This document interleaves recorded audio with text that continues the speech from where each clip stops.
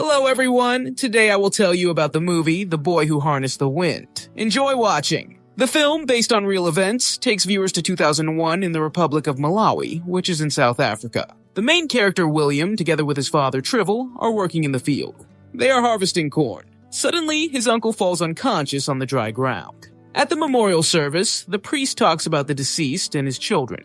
They are the ones who will continue his work in terms of agricultural work. The service is interrupted by the appearance of a procession of shamans, calling for rain in exotic clothes. Later at home, the boy tries to fix a tape recorder with a built-in radio. From a conversation with his father, it becomes clear that William is more technically savvy than most locals. He is trusted to repair electronics. However, his father still drives him to the roof to check its condition. Then a neighbor comes, from whom he took money for repairing the tape recorder. William asks him to wait a little longer. After work, the boy carries water from the well to wash off the dust before entering the house. At this time, his parents put a gift on his bed, a new school uniform. He is happy with his suit and thanks his family, and after breakfast, he goes to school.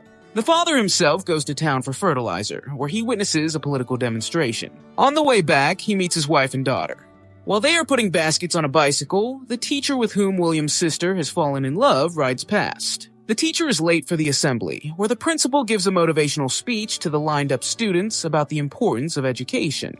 In the middle of the speech, it begins to rain and they scatter to their classrooms. After school, William gives the teacher an envelope from his sister, payment for help in preparing for university. He also learns that his father has not fully paid for his education, and if this is not corrected, the boy will not be allowed to continue his studies. At home, he, his father, and older brother walk through the field in the rain and poke a stick into the ground so that the water drains into it. Because of this, he does not have time to prepare for the test before dark, and his mother does not allow him to light a lamp. There is not enough kerosene. After school, William and his friend go to the dump to look for something useful in the trash. Returning home, the children witness a tribal gathering.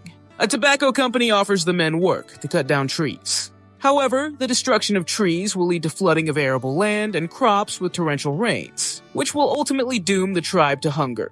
Therefore, the company is refused. However, poor people in need of money, one after another, go against the will of the leader and sign an agreement. One of these people is Triville's nephew, to whom his brother bequeathed the land. In his free time, making ingenious traps for catching birds, William witnesses the cutting down of a forest area. The caught prey becomes payment for the club, where older children listen to the radio. But just before the game starts broadcasting, the batteries in the radio run out. William runs home in the rain to get working batteries from the tape recorder. Using his knowledge of physics, the boy assembles a power source from the remaining batteries. The radio starts broadcasting about planes crashing into the towers of a trade center in the United States. But the African youth are not up to this. They switch to the game. Returning home, the friends notice William's sister kissing a teacher. The boy asks his friend not to tell anyone about this. The next day, during another search of the trash, his friend persuades him to break the teacher's bicycle. But instead, William wants to steal a flashlight from a two-wheeled vehicle to study at night. His attention is drawn to a device that generates electricity while moving. The bright boy gets an idea from the burning light bulb. At night, William accidentally overhears his parents talking about how they don't have money to pay for his school fees. The next morning, he and several other kids whose parents also haven't paid are sent home from class. The father wants to spend the money he saved on buying out a tobacco company's land with a forest that protects the fields from flooding, which the nephew inherited from his brother and sold. Travel turns to his old friend for help, but he refuses, perhaps in revenge for the girl they didn't share in their youth. In addition, due to the terrorist attacks of September 11th, the international markets are in turmoil and the country is threatened with famine. Instead of studying, William rummages through the trash. He manages to assemble one battery from two, but he needs electricity to charge it. Dressed in a school uniform, he sneaks into class, after which he asks the teacher about a bicycle dynamo. To learn how it works, William needs books from the library, but he can't take them because he doesn't have a library card. However, using his knowledge of secret meetings with his sister, the boy blackmails the teacher into helping him. He makes a deal with the librarian so that he can come and read. After a book about display generators falls into his hands, William's plan gradually takes shape. During the president's visit in honor of the inauguration, the tribal chief addresses him with a public speech asking for help. However, despite the loud words about democracy, the president doesn't like the emphasis on problems. He asks the guard to stop the performance. The chief is taken off stage, not allowing his son or other villagers to approach him. William and his friend manage to run around the back of the stage. The president's guards beat the chief lying on the ground. They rush to his aid and the villagers follow. Panic begins from the popular unrest. The guards shoot into the air, the president is taken away, and the frightened crowd scatters. Realizing that it is useless to expect help from the authorities in case of crop failure, the villagers actively get to work. However, the harvest is small, enough for several months, but not for a year. Travel even has to replace the tin sheets from the roof with straw in order to sell. At the market, he learns that the government denies a food shortage in rural areas. In addition, prices begin to rise, caused by the shortage of goods. Not knowing what else to do, Travel goes to a rally with the opposition. In the library, William continues to study books. His plan is to build a wind generator that will power the pump. Then the drought will not be terrible, and the villagers will have time to grow a new crop before the supplies run out.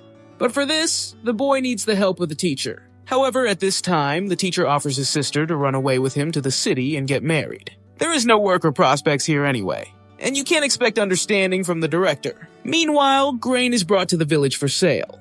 Local residents, rushing to stock up, start fights. At the same time, hungry men rob William's house, where only his mother, sister, and baby remain. The thieves carry off all the supplies. At this time, William stands in line, but understands that 2 trucks of grain will not be enough for everyone who wants it. He manages to get in line at the very beginning, taking advantage of the unrest that has begun at the guarded warehouse. Pleased with himself, he waits for the military to let the buyer out of the warehouse. Hungry people are waiting outside, ready to do anything to take away the supplies.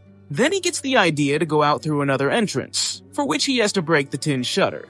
At home, together with his father, who has returned, the family counts the remaining money. They have to tighten their belts and eat once a day. Conversations lead to a quarrel. The daughter is unhappy that her father left to protest in such a difficult time, but the mother manages to calm her down. Hard times are coming. Trywell plans to start passive work, praying for rain. When William is forbidden to feed the dog, he asks his sister to talk to the teacher.